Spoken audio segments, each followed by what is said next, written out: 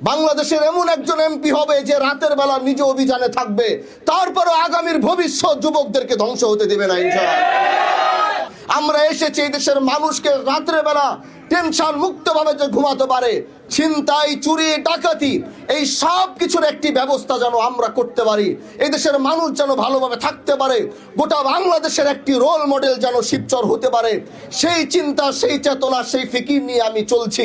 আমার জন্য খাস করে দোয়া করবেন, সব সময় যেন আপনাদের সাথে, আপনাদের পাশে কাঁধে কাঁধ মিলিয়ে চলতে পারি। কার আমাকে 1,77,000 টাকা বেতন দেয়, এই 1,77,000 টাকা বেতন, এই বেতন আমি চিন্তা করেছি এই বেতনের টাকা আমার খাওয়ার দরকার নাই। যারা আমাকে মাদক ব্যবসায়ী ধরিয়ে দিবে তাদেরকে এখান থেকে আমি তাদেরকে নগদ অর্থ দিতে থাকবো। কিন্তু দুঃখের বিষয় হলো আজকে যখন ইউনো অফিসে বসে আমি কথা বলছি, গতকালকে রাতে আমার কাছে রিপোর্ট আসলো এই এলাকার মানুষ কষ্ট করে ওই সবচেয়ে বড় মাদক ব্যবসায়ী মনিকাকে ধরিয়ে দিয়েছিল। মনিকাকে ধরিয়ে দেওয়ার পর মনিকা 3 দিনের মাথায় আবার চলে আসছে, তাই না?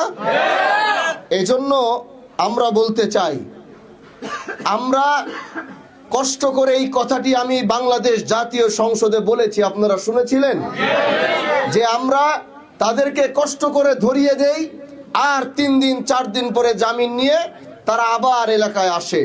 কিন্তু আমি বলবো এই মনিকার উপরে এই এলাকার প্রতিটা মানুষ, এরকম যত মনিকা আছে আর মনিকার যত ভাই ব্রাদাররা আছে, প্রত্যেকের উপরে নজর রাখবেন, কেউ যেন আগামীতে 1 পিস ইয়াবাও যেন এই দেশে বিক্রি করতে না পারে।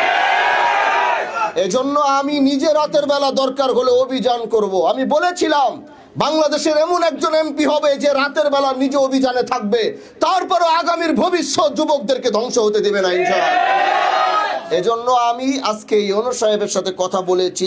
আমি মাদারীপুর 2 জাহানদারির ভাই এবং মাদারীপুর 3 খোকন ভাই, আমি আগামীতে এই 2 জনকে নিয়ে খুব দ্রুত মাদারীপুর জজের সাথে, জজ যিনি আছেন তার সাথে আমি মিটিং করব এবং তার সাথে মিটিং করে তাকে আমরা বলবো যে মাদারীপুরের মাদকের অবস্থা যেমন, আপনারা যদি 2 দিন পর পর ছেড়ে দিবেন তাহলে আমাদের পক্ষে এই দেশকে মাদক মুক্ত করা সম্ভব হবে না।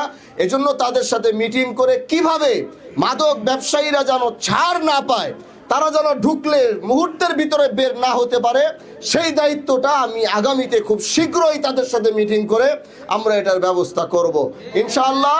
আপনারা এরকম প্রতিবাদী হয়ে উঠবেন, যেখানে অন্যায়, আমি বলেছি আমি হামজালার অন্যায় দেখলে সাথে সাথে দাঁড়িয়ে প্রতিবাদ করবেন, আবার যদি কোনো ভুল হবে প্রতিবাদ করবেন। আমি অন্তত এই শিবচরের মানুষের সেই বাক স্বাধীনতা ফেরত দিতে চাই, যেখানে শিবচরের মানুষ অন্যায় দেখবে শিবচরের মানুষ গর্জে ওঠে সেখানে প্রতিবাদ করবে। পারবেন তো ইনশাআল্লাহ?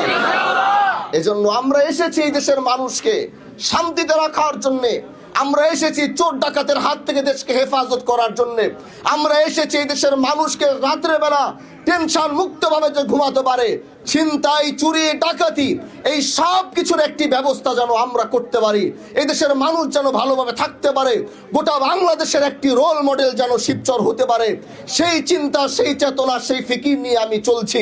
আমার জন্য খাস করে দোয়া করবেন, সব সময় যেন আপনাদের সাথে, আপনাদের পাশে কাঁধে কাঁধ মিলিয়ে চলতে পারি, আপনাদের সাথে হাঁটতে পারি, সাথে চলতে পারি।